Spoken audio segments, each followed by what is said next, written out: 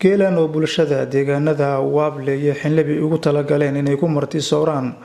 wafdiga madaxweynaha Galmudug ee habyo ku sugan ayaa waxaa maanta lagu wareejiyay mas'uuliyiin ka tirsan golayaasha kala duwan ee Galmudug oo madaxweynaha wakiilka ahaa Siciid Aadan iyo Samadoon Cali Xasan Barrow oo matalayay bulshada geelan bixisay ayaa sheegay inay iska xil saareen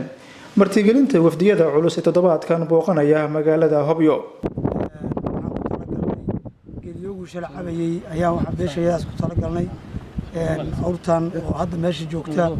إن مدحوينها عن وسيلة حلمان ينبضون هذا مرتقاد عن وصوت تلقلني عن ما أنت كوكي عن يديجان كهوبي. كل واحد على تاعي والله شو على الواجب الاسم مرتقاده ومطلع سوون أنا وحولها أنا وحامو كان هم باشا خبر سنة ديجان ماذا في مادين حلبي وابله مرتقادكي مسؤوليانته دولة galmudug ku soo dhawow walaha wasiirada xildhibaanada dhamaantii wada soo dhaweynaa martiqaadkana wax si toos ah ugu wajahayna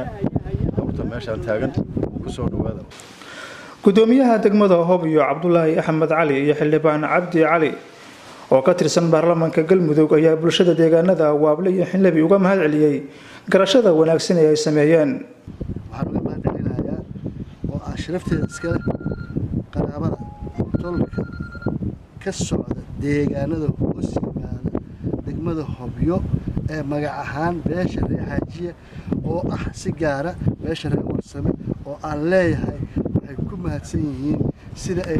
garab istaageen oo qayb qaateen ay dhinacayna u taageen saacad shalay iyo maanta horena ay u taageen maanta ay u taageen waxaan mahad celinaynaa dadka qaraabada ah oo maanta martiqaadka meeshan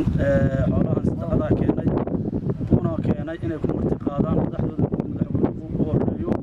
waxaan leenahay inuu ku hadlayna afka madaxweynaha codkiisa iyo codkeena horta marka hore